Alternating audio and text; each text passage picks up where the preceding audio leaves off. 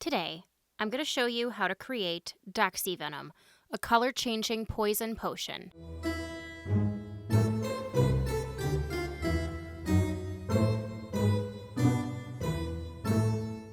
The things you'll need to create our Doxy Venom potion is a 1-glass bottle, and I am using one that had a regular cork that I swapped out for a black rubber cork, and this is a number 4 in the rubber cork set. And yes, I am still using the same assorted black rubber cork bag that I purchased a couple years ago, which I love using those when I want a black cork instead of a regular one, or if I'm doing a alcohol-based potion. So I'll put a link down below to those particular corks. We are going to be using rubbing alcohol today, but if you don't want to use rubbing alcohol or can't get your hands on it, you can also use distilled water and glycerin, and I'll put a link up above to a video where I show you how to use those two. We are going to be using 2 of the mica powders that came in the set of mica powders that I showed you in the Wig and Weld potion, and we are going to be using light blue and green today because we're going to go for a blue-green color shift in our potion. We're going to be using some black food coloring. This is a gel black food coloring, but any black food coloring will be fine. We're going to be just using a very tiny bit.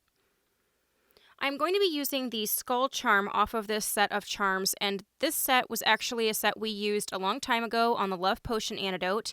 It had a human heart-shaped charm on there, so if you happened to purchase this set, we are going to use the skull bead today. And if you didn't, any little bead or charm just is going to add a little extra something to our potion. And because that bead is a bronzy gold color, we are going to use a silver Sharpie. I'm also going to use a black chain, but if you don't have black chain, you could also use just black cording. I'm going to be using some needle nose pliers as well as a funnel for filling. And we're going to be using a hot glue gun filled with silver hot glue. And finally, our label printed on sticker paper, and the link for this is in the description down below. Let's get started. The first thing we're going to do is take our little skull bead and we are going to change its color. So because I want this to again be a companion piece to our Doxy Side and Doxy Eggs potions that we've already made, I want this to be more of a silver color just so that it coordinates. So we are going to take our gold bead here and we are going to take our silver Sharpie and we are going to color it silver. Like this. Now that we have our bead colored, we're going to go ahead and fill up our bottle. So I'm going to uncork it, pop our little funnel in here, and we're going to fill this with our rubbing alcohol, or like I said, you can use distilled water and glycerin.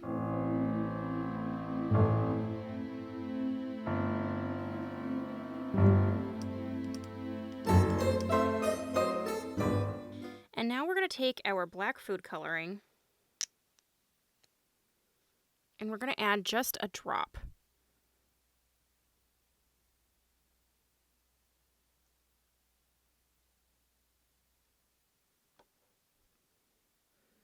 And I'm going to shake this up to mix in the black.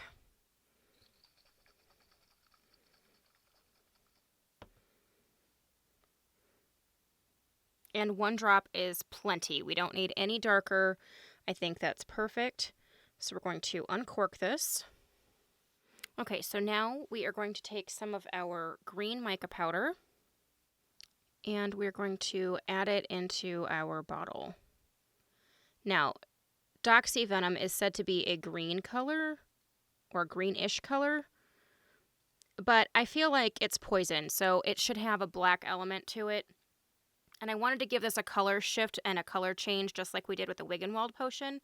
And because I'm using it as a coordinating piece with our other Doxy pieces, I wanted to kind of give it a little bit more of a blue-green color so that it'll coordinate with the label just a little bit better. So we're going to start with just a little bit of the green, and we're going to add a little bit of the blue. I'm going to add just a tiny bit more. And I'm going to put in 1 more scoop of green. And then we're going to shake this up and see if we get our desired blue-green color, because we can always add more mica powder to it.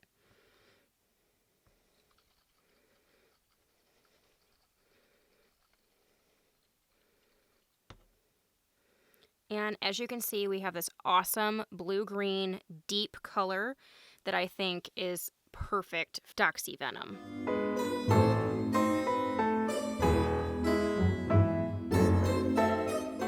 So we went from our solid black to this really great blue-green color, and it's going to give us that really great shimmer. Now, as with all mica or metallic paint potions that we make here, all of that mica powder is going to settle to the bottom, and it's going to leave us with our black alcohol we put in here. And then we just have to shake it up, and we will get the beautiful blue-green swirls again. That is the beauty of the color-changing potions. And I actually think I'm going to add just a tiny bit more alcohol. I just wanted to make sure we had enough room for it to shake and mix up, but I think we'll have plenty if I add just a little bit more.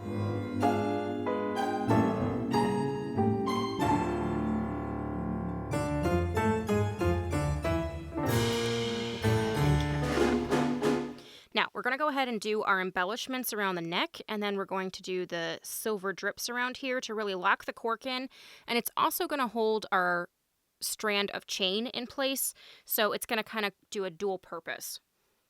Okay, so our black chain, the one that I'm using, is almost like a double-linked chain, and I just liked the look of it.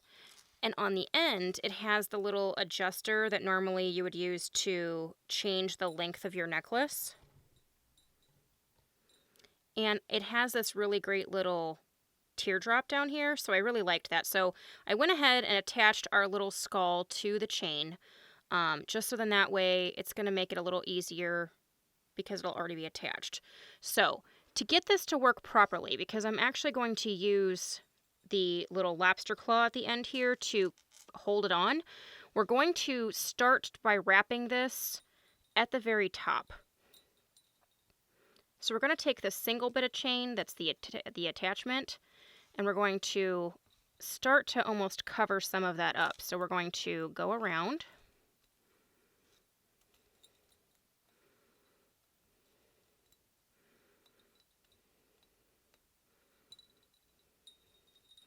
And then once we get to a certain point, we're going to take our lobster claw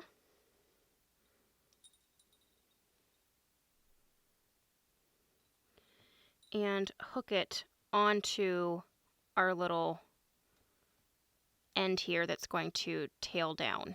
Whoop.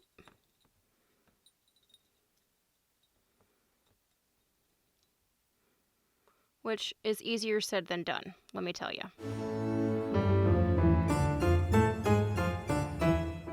So I've got our little lobster claw attached here, and I'm actually going to kind of hide the lobster claw a little bit.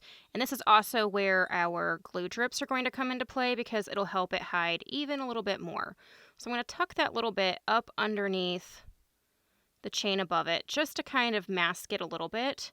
And we're going to flip our little skull so it's the direction we want it to be. And we have the really great wrap around the bottle. So now we're going to take our silver hot glue gun, and we're going to not only lock the cork into place, but we're also going to lock our chain into place. So we're going to make sure that we can keep the little lobster claw hidden, and it'll also keep our chain positioned where we want it on the bottle. So I'm going to move that up a little bit.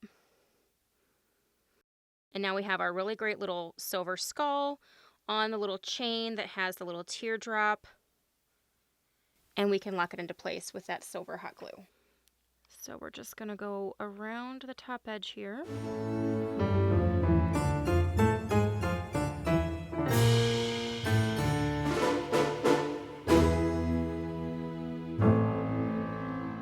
And for this one, I'm going to cover up the whole cork up here.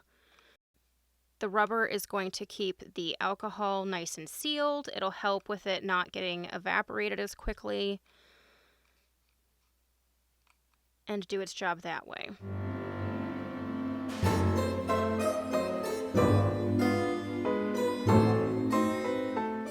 Now, as the glue dries, it'll start to continue to drip down because it does take a little bit. But if you ever find yourself in a situation where you're not loving how everything is sitting on here, if you have a heat gun or a very hot hair dryer, you can actually turn that on and manipulate your glue. So we're going to do that today because I want to show you guys how to do that. Okay, so I have my heat gun here. And we're going to turn it on and reheat up some of our hot glue so we can get it to drip the way we'd like. As you can see, the heat gun just kind of helped smooth the top out some and helped the drips go down a little bit further than maybe they would have just off of the hot glue gun. And it simultaneously locked in our chain and hid our little lobster claw that holds the chain on. So now we can add our label and we'll be done. So I've got our label that is printed on sticker paper, and I went around the outside edge with a matching marker like I always do to give it a little bit more of a finished look. And I actually took a little bit of a black ink pad and just kind of stamped around the edge just a little bit to make it look a little dirty or worn, because it is venom after all. Similarly to the way I did with the Doxy side potion. So you can kind of check that out to see how I aged the edges just a little bit. And we're going to place our label on the bottle.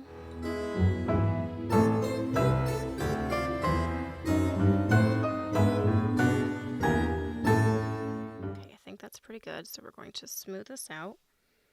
Check one more time before it's completely smoothed.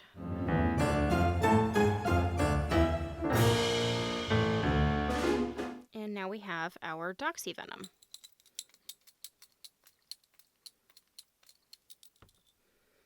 And we're left with our beautiful color-changing potion. So there you have it, our Doxy Venom. This is highly poisonous, and if ingested by a witch or wizard, the antidote to uncommon potions needs to be taken right away. This will be a great addition to our potion and prop collection we've made along the way. So if you guys like this video, give me the thumbs up. If you haven't subscribed, please do so, and we will catch you guys later. Thanks so much.